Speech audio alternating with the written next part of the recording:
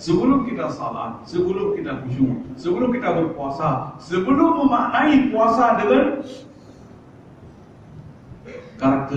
karakteristik puasa. Lalu pegang ada syarah tua. Semua cacat bawaan tidak ada obat di dunia. Semua mati ada obat.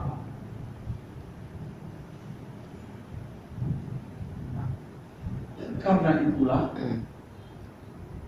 manusia wajib beragama supaya ada obat terhadap cacat-cacat bawaan. Allah sengaja mengasahnya. Di samping ada sifat-sifat baik, sifat-sifat takwa yang harus dihidupkan.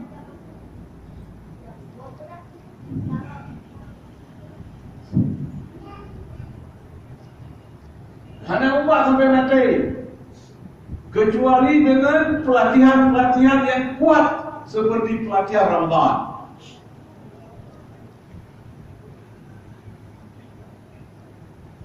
Kenapa?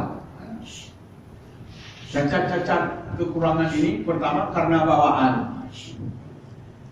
Disebut dengan al-usul dzatil ghaziri, pengaruh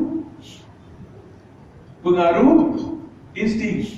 Tadi orang yang tadi walaupun malai mengingi iman beku akal kaku mengin kerana tadi maka orang yang hanjir lor hanjir wa aurai ku ragam ada malai datang mengingi sebab itu pengaruh insting. Hanya kalau buka lagi tentera motor dengan jak, muplung dia tengok dia terus. Hanya mungkin tidak. Tak kira motor dengan jak, plung tidak. Tidak. Nah, muplung dia mana? Itu kita tidak mahu sebenarnya, tapi sudah kejadian. Maka Allah membuat peraturan yang sangat ketat. Supaya insting ini bisa diatur. Jangan cerita puasa tapi masih para pengantarnya. Yang Nabi betul sama ulama tidak.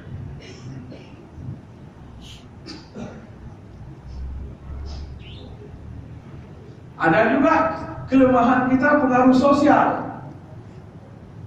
Kakak dulu lah sama kampung bro nya ide macam.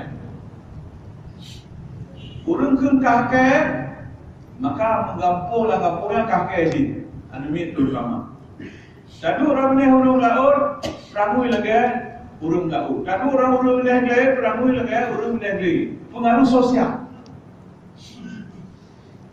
Al-usul dzatil ijtimai. Pengaruh sosial. Maka tadu kau urung jerok, tadu kau urung bro, tadu kau urung sunnah, tadu kau urung bidah. Penyakit dia. Pengaruh sosial yang bisa ditolak.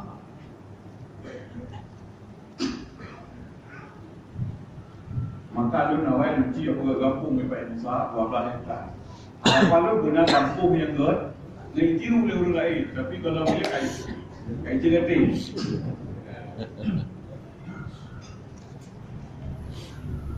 Sebab memang ada manusia ini. Mana pengaruh sosial yang baik dia nggak akan baik. Dia ada kelemahan, terbawa buruk kebiasaan. Kelemahan berikutnya al-qusur dzati bil ilmi al-adi. Kelemahan dan cacat-cacat karena pengaruh kebiasaan seperti merokok. Rokok tapi rokok tidak ada ketagihan, tidak ada rasa tertagih. Bahkan tapi kata tertagih, bahkan karena kebiasaan. Nak ubah rokok, mana ubah? Mampu mati yang nak ubah? Nak ubah? Biar boleh rokok ni, sampai mati yang nak ubah kali trade. Kecuali dengan puasa, itu dulu pula. Itu pun puasa yang bermakna yang membentuk satu kesadaran, melahirkan keinsafan, melahirkan tindakan dan perubahan. Ya mungkin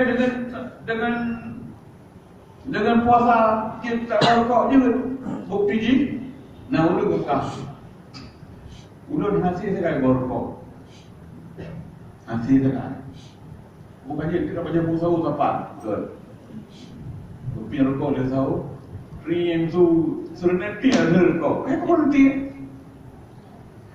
Betul ni. Berarti nak bawa dia nak bawa. Perlu aja. Yang je lah.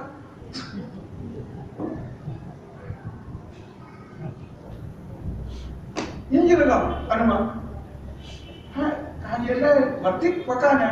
Karena sadar ya, kau boleh ya. Kedua sudah ada kemauan. Sudah ada kesadaran ini haram. Jadi puasa sesungguhnya melatih kita untuk adanya kesadaran, adanya keinsafan, adanya kemauan, dan adanya perubahan.